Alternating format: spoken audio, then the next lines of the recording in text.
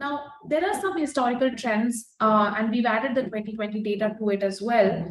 And it's very interesting to see that 2019 basically, was the year of the pandemic, and 2020 as well in these data sets to some extent. But essentially, it was the year 2017, which saw female labor force participation at its nadir. I mean, when we compare to the last 3 or 4 decades. And I think, Gina, you mentioned that as well. But, when we look at the data and we study the data even more, we can see very clearly what this is driven by. And it's actually driven by an exodus of women from rural areas. So it's actually, when you look at the rural-urban split, you can see very clearly that it's actually not as much of a decline in the urban female labor force participation rate, but actually the rural FLFPR, which is nearly halved. And also, it's very interesting when we start to see the composition of what the rural and urban look like when we look at the sectoral splits, etc. But essentially, we know that 75% of women even today are working in rural areas, especially in agriculture in rural areas. So I'll come to that before I. So this is the chart that I wanted to kind of allude to, where we can see that for rural females, there's hardly been any change, in the last 4 or 5 decades when it comes to occupational, sort of segregation or occupational shifts. And that structural change that we are seeing in the economy, with men moving from, rural agricultural work to urban, more urban or semi-urban construction sector or manufacturing sector, we aren't seeing those trends for rural women at all, who continue to be, even though they have moved out in terms of participation rates, but in absolute numbers, they continue to be the bigger chunk of those who are in the labor force. When we look at the urban side, definitely there's more of a diversity in the employment and the sectoral decomposition. But even there, we can see that there are certain service sectors like education and health, which actually dominate over other sectors.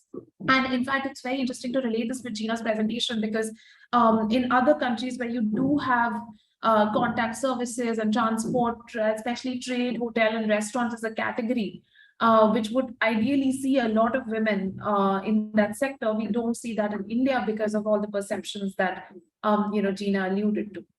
Now, apart from this, the manufacturing sector also presents a conundrum, because we can see that women have not actually gone into the manufacturing sector in very large numbers.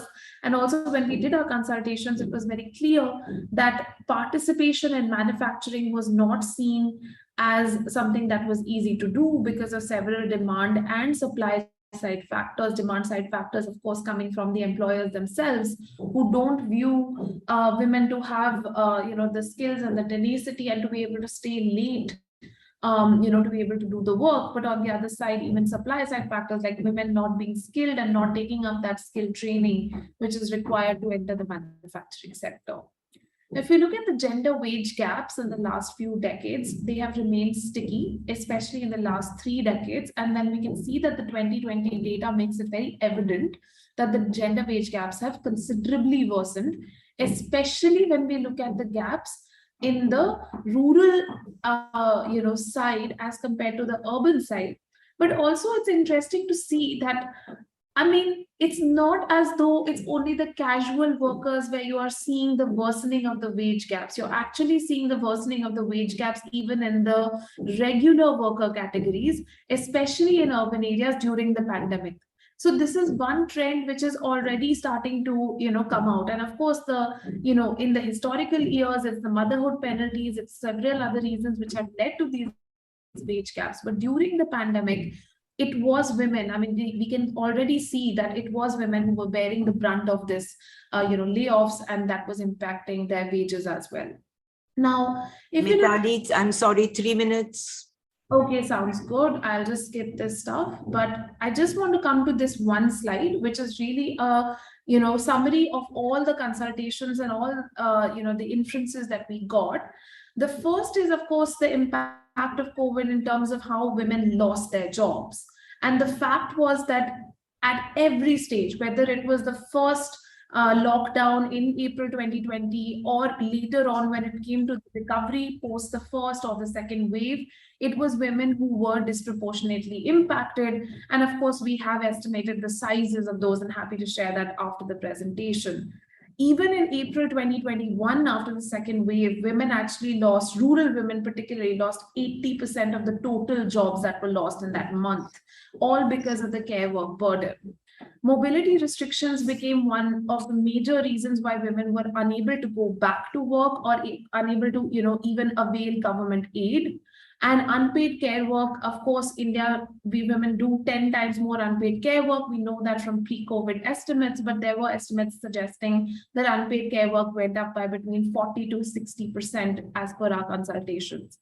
The digital divide, I think, Ritu, you mentioned that right at the beginning. This is the most important divide that emerged during the pandemic, became much worse during the pandemic, and could actually be the reason why more women would not be able to join the labor force in the coming decade. So it could be the predicting factor for continuing this disproportionate impact of COVID. And then, of course, there's the shadow pandemic and the domestic violence impact, which also hindered women's labor force participation because of the fact that it just increased that much. So I think just, these are some of the estimates we've done. And just to, say that at the end of the day, one of the important trends that came out in the PLFS data, unlike the CMIE data, was that female labor force participation, workforce participation actually went up in 2020. And this is a little bit contrarian to the overall trend that has been happening over the last few decades. And the way we have actually been able to explain it is that this was a distress income effect. So essentially, during the pandemic, as men were losing jobs, women had to then step in to pick up casual work. And this is exactly evident in the breakdown of the actual employment data as well, that a lot of women were actually coming up as becoming helpers in their own household enterprises or own account workers, starting small businesses, which were just subsistence businesses in order to survive in the year 2020.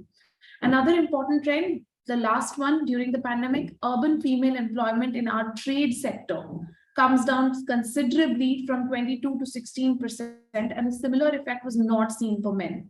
So I think this was a major trend, that women were the ones who were losing the jobs in sectors like hotels, restaurants, and hospitality, then migrating back to rural areas, but they are not back to work in urban areas even today.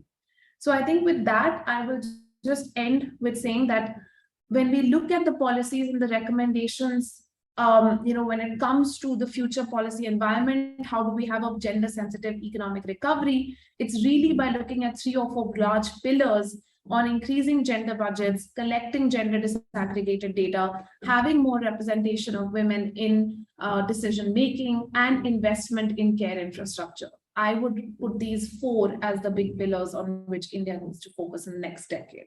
Thank you. Thank you so much.